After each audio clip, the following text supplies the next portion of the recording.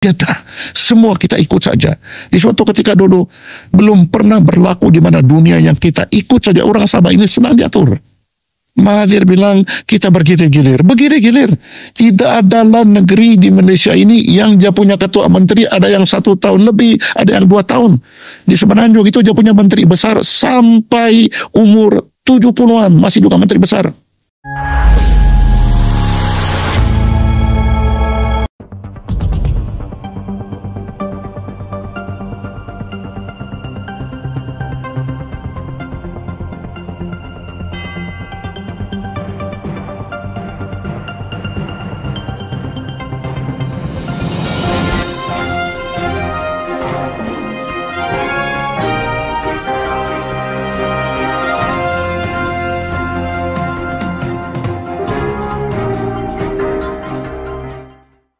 Baru-baru itu saya buat kenyataan bahwa saya kata tuntutan 40% yang diperjelaskan oleh PMX sekarang ini saya kata menirukan.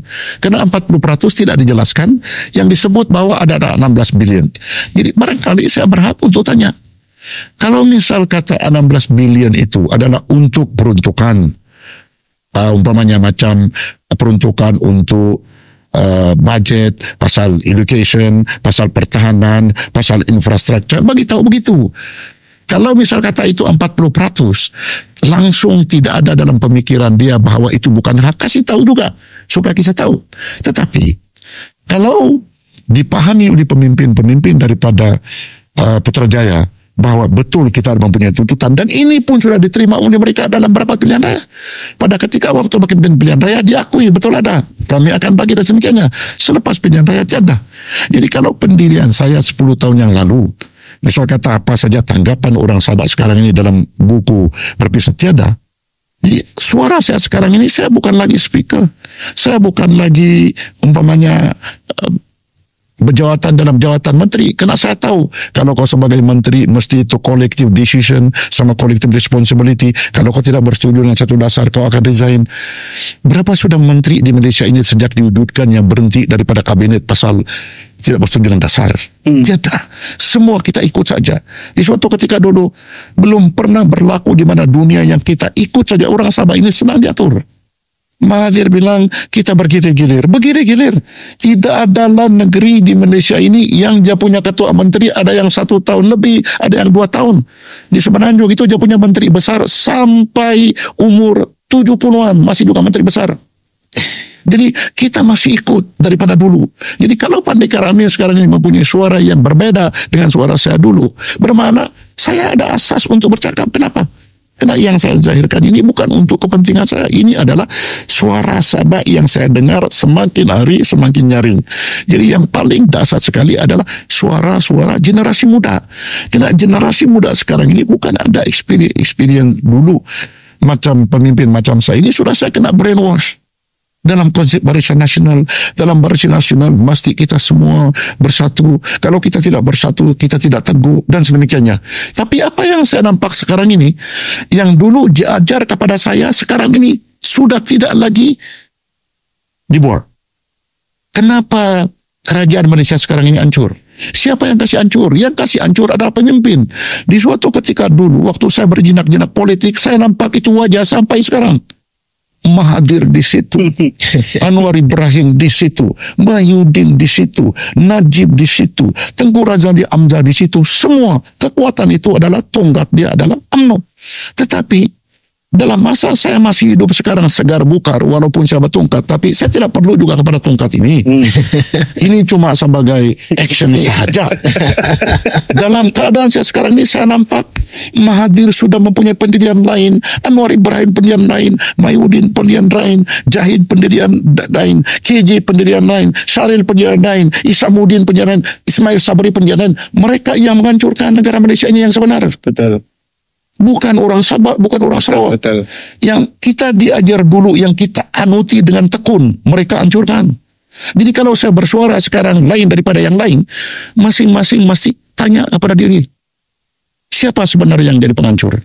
Mereka. Bukan kita, bukan saya. Tan Sri, berkenan tentang MSX3 ini.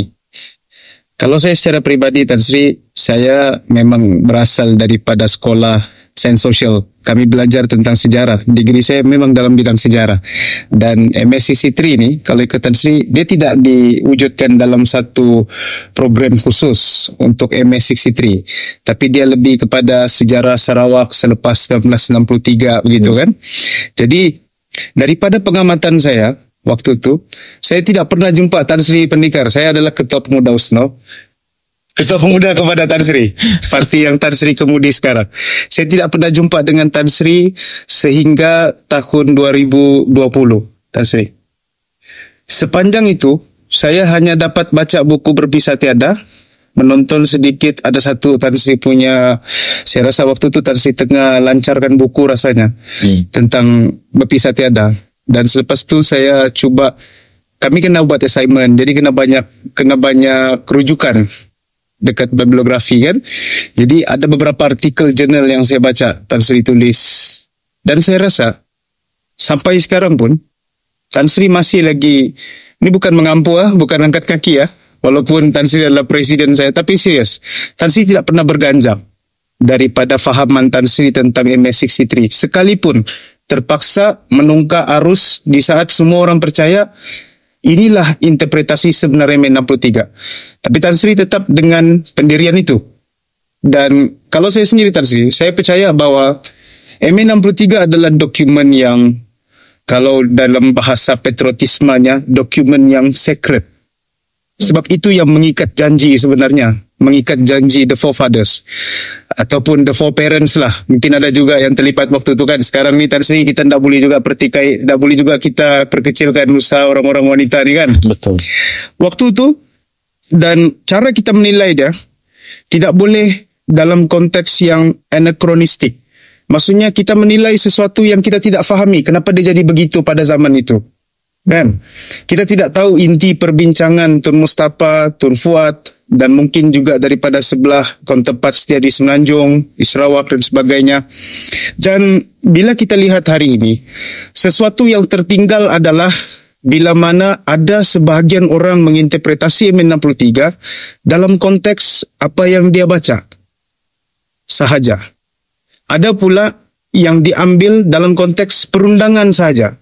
Dia meninggalkan soal sejarah tadi, legal history tadi. Dia ambil apa yang memang dia boleh dapat dalam bahasa perundangan di dalam manuskrip itu.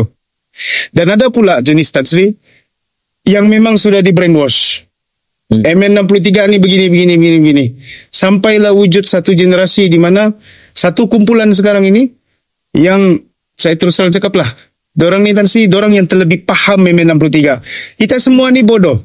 Kata mereka wujud masa MN63. Bak kata MB Kedah Tan Sri. Kalau hampa bijak, jangan ingat orang lain bodoh kan. Dalam konteks ini, inilah penyakit yang ada dengan dorang ni. Sampaikan, saya rasa tiada satu pun kerajaan yang berdiri untuk perjuangkan MN63 ni betul di mata dia. Untuk kelompok ini Tan Sri, saya rasa antara orang yang tidak berani mereka datang, dia adalah Tan Sri Pendikar. Kan? Kenapa tu? Kenapa tu Tan Sri? Kenapa? Minat saya untuk menyelidik Malaysian Agreement 63 dan 20 perkara timbul apabila saya membaca buku yang ditulis oleh Zainal Azamain Arzanlan, Queen's Obligation. Saya baca. Apabila saya baca, semua yang saya baca di situ bukan semua betul. Itu adalah pendapat daripada individu yang bukan sejarawan, bukan berpendidikan undang-undang. Dia cuma social aktivis dan mempunyai degree.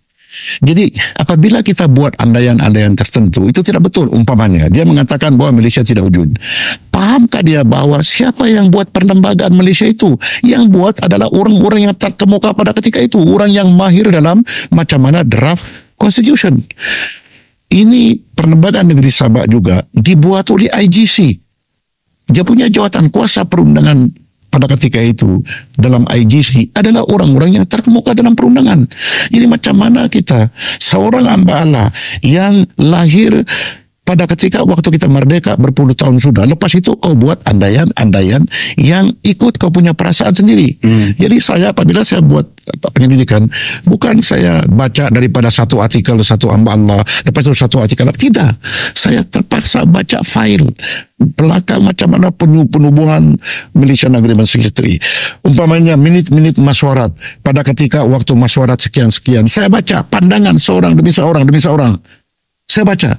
Apabila saya baca begitu, baru saya dapat gambaran yang sepenuhnya. Umpamanya pendapat Lord Gobol. Ramai yang mengatakan bahwa dalam satu klausa dalam laporan Lord Gobol, dia mengatakan bahwa jangan sama sekali dia bilangnya pada peringkat awal sekarang ini, lebih kurang apa dia cakap dalam peringkat awal ini, ada pihak yang menonjolkan dirinya bahwa dia lebih hebat daripada orang lain. Karena kalau dia bilang begitu, yang dibuat Malaysia akan tidak jadi, kalaupun jadi nanti tidak akan berterusan. Jadi nasihat Lord Gobol ialah, kamu anggap diri kamu, dia bilang sekarang, is equal partners.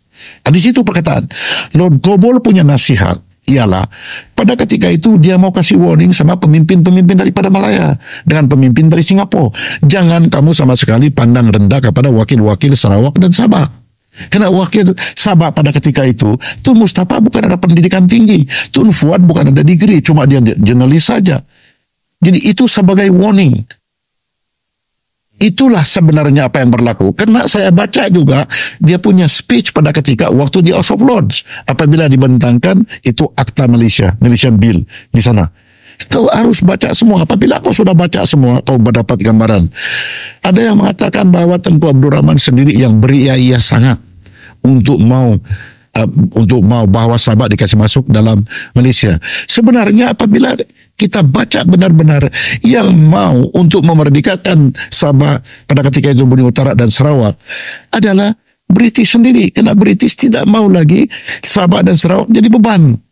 Jadi oleh kerana tidak ada British, dia tidak mempunyai option lain, sama ada kalau dia kasih biar Sabah dan Sarawak akan dijajah oleh Indonesia, akan dijajah oleh Filipina. Dia tidak mau wilayah mantan jajahan dia akan jatuh di tangan negara-negara yang tidak dikuasai oleh British dahulu. Jadi yang paling dekat ialah Malaya. Malaya sudah merdeka pada tahun 1957. Sedangkan Malaya adalah mantan koloni dia.